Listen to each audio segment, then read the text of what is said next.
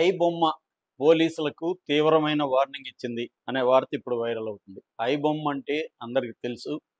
అదేందంటే ఒక పైరేటెడ్ సినిమాల సైటు. అందులో క్వాలిటీ ఫిల్మ్స్ తెలుగు, ఆహ్, మిగతా భాషలు అంటే కన్నడ, తమిళు, మలయాళం, హిందీ ఈ భాషల సినిమాలన్నీ ఐబొమ్మలో వచ్చేస్తాయి. ఐబొమ్మ అనేది ఎంత పాపులర్ అంటే చిన్న మారుమూల పల్లెల్లో కూడా ఐబొమ్మలో సినిమా చూశానని చెప్తా ఉంటారు. అంతగా పాపులర్ అయింది. ఎందుకంటే స్పీడ్‌గా ఉండడం, క్వాలిటీ సినిమాలు ఉండడం, ఇమ్మీడియేట్‌గా సినిమాలు పెట్టేయడం ఇది ఐబొమ్మ ప్రత్యేకత. మామూలుగా అయితే ఈ మధ్య కాలంలో నిన్న నేను దీని మీద సెపరేట్‌గా స్టోరీ చేశాను. పైరసీ అనేది సినిమా ఇండస్ట్రీకి పెద్ద ప్రమాదంగా మారింది. దాదాపు 22,000 కోట్ల నష్టం పైరసీ వల్ల సినిమా ఇండస్ట్రీకి వచ్చిందని మొన్న సివి ఆనంద్ ఆయన ఆహ్, మొన్నటి వరకు హైదరాబాద్ కమిషనర్‌గా ఉన్నారు. ఆయన మీటింగ్‌లో చెప్పారు. ఒక్క తెలుగు ఇండస్ట్రీకి 3,700 కోట్ల నష్టం పైరసీ వల్ల వచ్చిందనేది. సో, ఈ పైరసీలో భాగంగా ఆహ్, చాలా ఐబొమ్మ మెయిన్ హెడ్ అయితే ఉన్నారో అతన్ని కూడా మేము త్వరలోనే పట్టుకుంటామని సివి ఆనంద్ అనౌన్స్ చేశారు.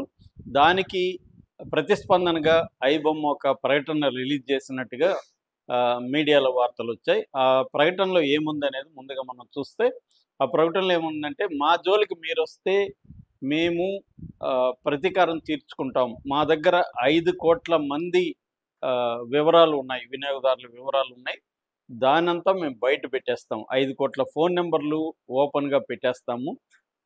అట్లాగే పోలీసుల వ్యవహారం గూడా మాకు తెలుసు. దీన్ని బయట పెడతాము" అనేది ఫస్ట్ వార్నింగ్. రెండవదేందంటే వాళ్ళు చెప్తున్నది, వాళ్ళ ఐబొమ్మ అనే ఒక పైరేటెడ్ వెబ్‌సైట్‌ని నడపడంలో వాళ్ళ వైపు నుంచి డిఫెండ్ చేసుకునే ఒక ఇదుంది. ఎందుకంటే వాళ్ళు చెప్తున్నదేమంటే, హీరోలు అసలు ఇంత రెమ్యునరేషన్ ఎందుకు తీసుకోవాలి? హీరోలు ఎక్కువ రెమ్యునరేషన్ తీసుకోవడం వల్ల ఏమవుతుందంటే బడ్జెట్ పెరుగుతుంది. ఈ బడ్జెట్‌ని రాబట్టుకోవడం కోసం టికెట్ రేట్లు అబ్నార్మల్‌గా పెంచేస్తున్నారు. అందువల్ల మాలాంటోళ్ళు వాళ్ళకి ఉపయోగపడుతున్నాం. టికెట్ రేట్లు ఎక్కువ పెట్టి థియేటర్‌లో చూడలేని వాళ్ళకి మేము ఉపయోగపడుతున్నాము. అంటే ఆహ్, సిగరెట్ స్మోకింగ్ బదులుగా ఈ సిగరెట్ ఎలాగైతే వచ్చిందో, అలాగా ఈ రేట్లు ఎక్కువ ఉండడం వల్ల మేము ఒక ఈ సిగరెట్ లాగా పనికొస్తున్నాం అనేది ఫస్ట్ లాజిక్. రెండో లాజిక్ ఏందంటే కార్మికులకు మీరు సినిమా ఇండస్ట్రీకి దెబ్బ తగలడం వల్ల కార్మికులు పొట్టగొడుతున్నారని మమ్మల్ని అంటారు. అలా ఏమి మీరు అనకండి. వీళ్ళిచ్చే ఆహ్, తక్కువ జీతాలు వేరే ఏ పని చేసుకున్నా కూలికి పోయినా కూడా అంతకంటే ఎక్కువే సంపాదిస్తారు. కాబట్టి మీరు ఆ లాజిక్ తీసుకురావద్దండి అనేదన్నారు. అలాగే విదేశాల్లో కావాలనే ఎళ్లి షూటింగులు చేసి వీళ్ళు విదేశాలకి డబ్బులు పారబోస్తున్నారు. అదేదో మన దేశంలోనే చేయొచ్చు గదా! అనేది ఇంకొక లాజిక్. ఓవరాల్‌గా వాళ్ళ లాజిక్‌లేందంటే సినిమా టికెట్ రేట్లు ఎక్కువున్నాయి గాబట్టి అందుబాటులో లేవు. మిడిల్ క్లాస్‌కి గాని, పూర్‌కి గాని అందుబాటులో లేవు గాబట్టి మేమున్నాము అనేది వాళ్ళ లాజిక్. తర్వాత మమ్మల్ని మీరేమి చేయలేరు. చావుకు భయపడని వాడు ఇంక చావుకి సిద్ధమైన వాడు దేనికి భయపడ్డు అనేది ఒక వార్నింగ్ అనిపిస్తుంది. అంటే వాళ్ళు చేసేది నిజానికి ఇల్లీగల్ పని. కానీ మోరల్‌గా వాళ్ళని వాళ్ళు ఒక హీరాయిక్‌గా ప్రొజెక్ట్ చేసుకున్నట్టుగా మనకు అర్థమవుతుంది. మేము ప్రజలకు మంచి చేస్తున్నాం. మీరు మమ్మల్ని ఏమి చేయలేరు. మేము అన్నిటికి తెగించే ఈ పని చేస్తున్నాం అన్న ఒక యాంగిల్‌లో వాళ్ళు మాట్లాడుతున్నట్టు కనపడింది. కాకపోతే ఏందంటే ఈ ప్రకటన ఇప్పుడొచ్చింది కాదు. 2 నెలలకు ముందు వచ్చిన ప్రకటన. దాన్ని ఇప్పుడు ఆహ్, వైరల్ చేస్తున్నారు అనేది కూడా వినిపిస్తుంది. ఆల్రెడీ సివి ఆనంద్ ఏందంటే చాలామంది ఒక 20 మంది వరకు ఈ పైరసీకి పాల్పడుతున్నోళ్ళని అరెస్టులు చేశారు. అందులో ఐబొమ్మకు సంబంధించి కూడా నలుగురిని మేము పట్టుకున్నాం. హెడ్‌ని కూడా పట్టుకుంటామని చెబుతున్నారు. మేబీ ఆ హెడ్ విదేశాల్లో ఉన్నట్టుగా మనకు అర్థమవుతుంది. మాట్లాడే పద్ధతి అదంతా. ప్రస్తుతానికైతే ఐబొమ్మని బ్లాక్ చేయగలిగారు పోలీసులు. కాకపోతే ఏందంటే, ఈ మొత్తం అసలు పైరసీని ఎలా అర్థం చేసుకోవాలి? ఐబొమ్మ చెప్పిన పాయింట్‌లో వ్యాలిడ్ పాయింట్లు ఏమన్నా ఉన్నాయంటే, ఖచ్చితంగా ఐబొమ్మ చెప్పిన దాంట్లో వ్యాలిడ్ పాయింట్స్ ఉన్నాయి. అదేందంటే ఆహ్, హీరో రెమ్యునరేషన్‌లు ఎక్కువ. ఇప్పుడు ఫర్ ఎగ్జాంపుల్ లేటెస్ట్‌గా వచ్చిన 'దే కాల్ హిమ్ ఓజీ' సినిమాకి పవన్ కళ్యాణ్‌కి 100,00,00,000 మొత్తం బడ్జెట్ 250,00,00,000. ఇక 'సుజిత్' మిగతా ఆర్టిస్టులు అంతా వీళ్ళకే మేజర్ రెమ్యునరేషన్‌లు ఎళ్ళిపోతాయి. కార్మికులకి తక్కువే ఉంటది. ప్రొడక్షన్ మీద ఖర్చు తక్కువే ఉంటది. ఆహ్, హీరోలకి, టెక్నీషియన్‌లకి, మిగతా ఆర్టిస్టులకి మేజర్ రెమ్యునరేషన్ వెళ్ళిపోతుంది. దానివల్ల ఏమవుతుందంటే బడ్జెట్ పెరిగిపోతుంది. బడ్జెట్ పెరిగిపోవడం వల్ల గవర్నమెంట్‌లని వీళ్ళు పట్టుకొని గవర్నమెంట్‌ల సహకారంతో రేట్లు పెట్టుకోవడం. ప్రీమియర్‌లకి రూ. 1000 పెట్టారు. ఇక్కడ 800 పెట్టారు. దాని తర్వాత మల్టీప్లెక్స్‌లకి 150 పెట్టారు. 450 ట్యాక్స్‌లన్నీ కలుపుకుంటే ఇంకా ఎక్కువవుతుంది. సో, మినిమమ్ టికెట్ 500, ట్రావెలు, అక్కడ పోతే కాఫీ తాగన్నా, లేకపోతే ఏదైనా పాప్‌కార్న్ తిన్నా అక్కడొక 500. సో, ఇలాగా ఒక మనిషికే 1000, 500, 2000 అయిపోతుంది. ఒక ఫ్యామిలీ పోవాలంటే 5, 6 వేలు అయిపోతుంది. మల్టీప్లెక్స్‌లకెళ్ళి చూసి రావాలంటే. సో, ఇది బర్డెన్ అయిపోతుంది. కాకపోతే వీళ్ళ లాజిక్ ఏందంటే, వేరేవి కొనాలనుకుంటే ఇవన్నీ బార్గెయిన్ చేస్తారా? మీకు నచ్చితే కొంటారు, లేదా లేదు. మీరు సినిమా చూడాలనుకుంటే చూడండి, లేదంటే ఆపేసుకోండి. మిమ్మల్ని బలవంతం చేయలేదు కదా! అనేది వీళ్ళంటారు. కానీ ఒక హైప్ క్రియేట్ చేసి ఫస్ట్ చూడకపోతే మిస్ అవుతున్నామని ఫోమో అంటారు. ఫియర్ ఆఫ్ మిస్సింగ్ ఔట్ అంటారు. ఆ ఫియర్ ఆఫ్ మిస్సింగ్ ఔట్‌ని ఒకటి క్రియేట్ చేసి మేజర్‌గా అభిమానుల దగ్గర నుంచే డబ్బులు లాగేసే కార్యక్రమం హీరోలు చేస్తున్నారు. ఇదైతే డిస్కస్ చేసుకోవాల్సిందే. ప్రొడ్యూసర్లు కూడా ఇప్పుడు దీంట్లో డైలమాలో పడ్డారు. ఎందుకంటే ఇంతకుముందు ఓటీటీకి డబ్బులు బాగొచ్చేవి. ఆ ఓటీటీ డబ్బుల్ని హీరో రెమ్యునరేషన్‌లకి ఇస్తే సరిపోయేది వాళ్ళకి. ఇవాళ అది లేదు.